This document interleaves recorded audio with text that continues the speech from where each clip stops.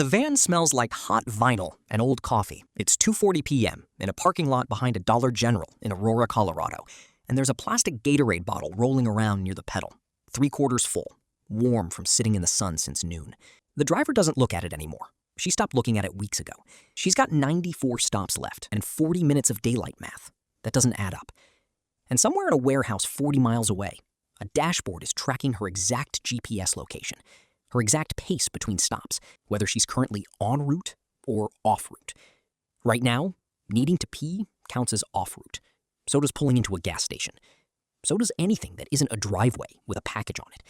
She presses on, because 40 minutes and 94 stops isn't a schedule. It's a countdown.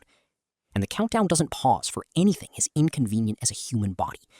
This is the story of the thing your body has been quietly begging you to stop ignoring. And the surprisingly corporate reason, so many of us learned not to listen to it.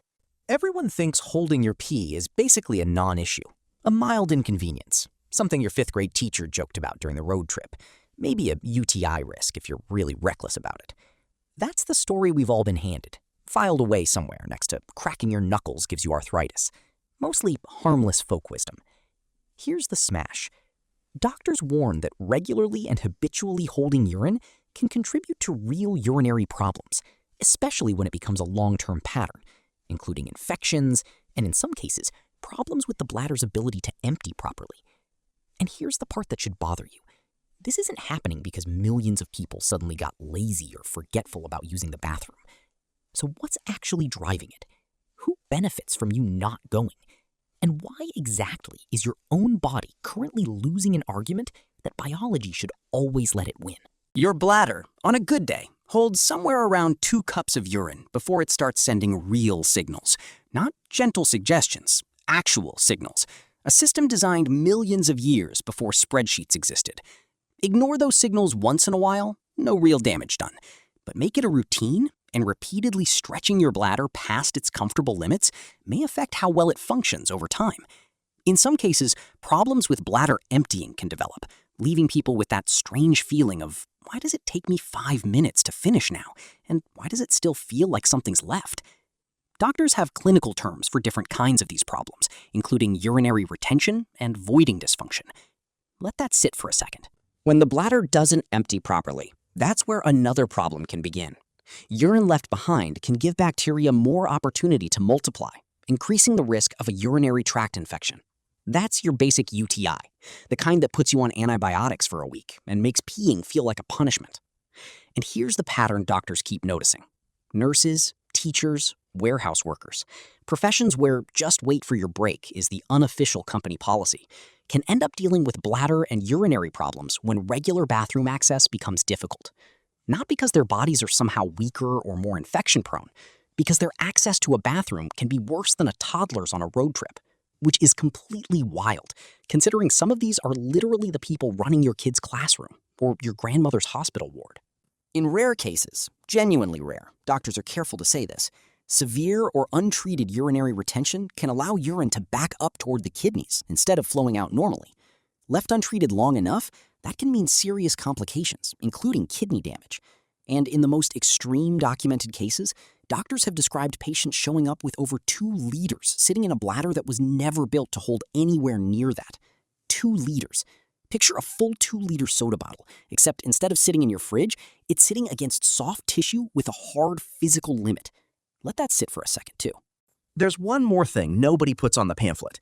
Problems with emptying your bladder properly can sometimes increase the risk of complications, including bladder infections and, depending on what's causing the problem, stones or other urinary issues.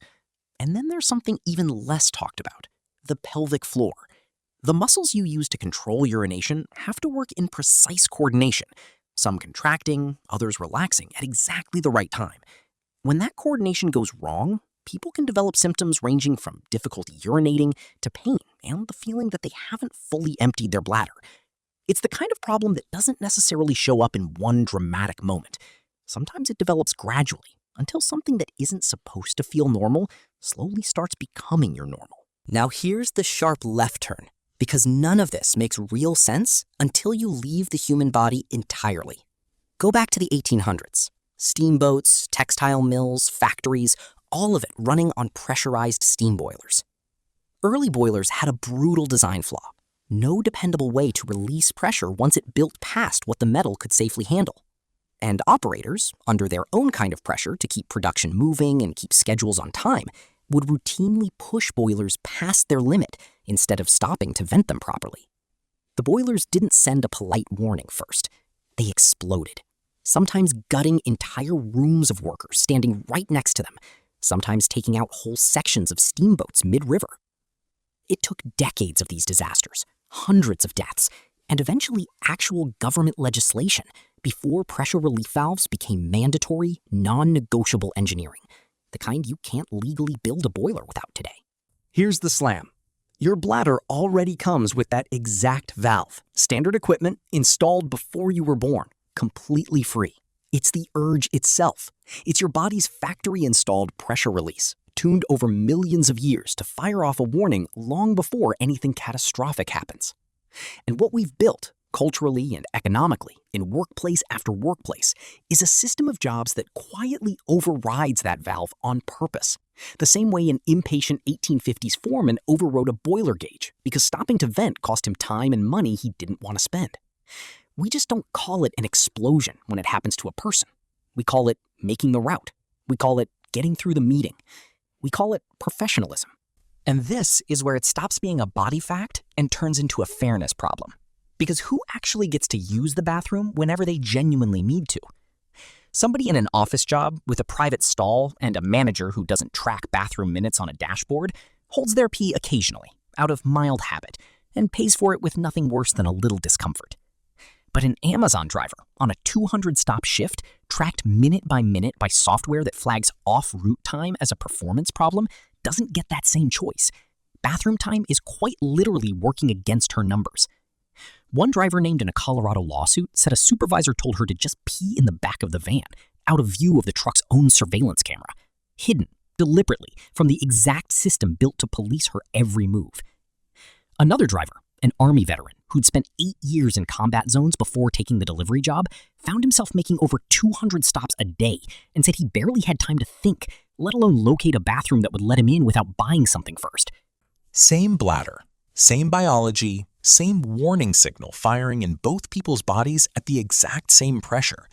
But one of them gets a mildly annoying afternoon, and the other gets a documented health risk quietly written into her job description, alongside a change of clothes she has to pack in case something goes wrong before she finds a gas station that will let her in. That's not a coincidence, and it's not really about individual willpower at all. That's what happens when a body's built-in safety valve gets reclassified by someone else's spreadsheet as an obstacle to output. And it's worth noticing that the people absorbing that cost are almost never the ones who wrote the spreadsheet in the first place. So back to that parking lot behind the Dollar General. Back to that warm bottle rolling near the pedal every time the van takes a turn. It's not really about one driver, one company, one especially brutal shift schedule. It's about how many of us have quietly trained ourselves to override that exact same internal signal for reasons that feel small in the moment, but add up the same way. A meeting that refuses to end on time. A movie we already paid $25 for. A commute we don't want to interrupt for something as unglamorous as our own bladder. Every single time you do it, you're doing the exact thing that 1850s foreman did, staring at a boiler gauge climbing past red. Overriding a warning system that was specifically built to protect you. Quietly betting that this particular time, nothing's going to blow. Most of the time, you win that bet. And that's exactly why it feels safe to keep making it. But the entire reason the valve exists in the first place is that eventually somebody doesn't win it. A bladder that won't cooperate the way it used to.